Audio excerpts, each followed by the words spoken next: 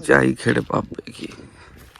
वाहिगुरु जी का खालसा वाहिगुरु जी की फतेह। करते मुक जानी हो तेरे तो शुरू वाहिगुरु वाहिगुरु। हाँ जी दोस्तों की हाल चाल है भाई सारे का। उम्मीद करते हैं भाई सारे एकदम बढ़िया होंगे भाई। अज अपने पिंड गुरुद्वारा साहब कीर्तन है 9 साढ़े 9 बजे कीर्तन शुरू होगा।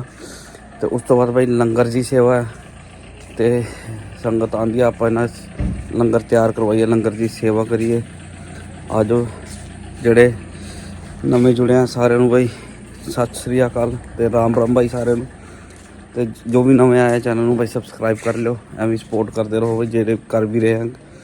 तो आ जाओ अज सारा दिन आप गुरुद्वारे की सेवा जाना अपना।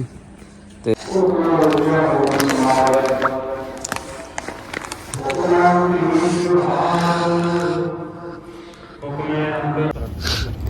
लो जी गुरु का लंगर भी तैयार हो रहा है। आ गया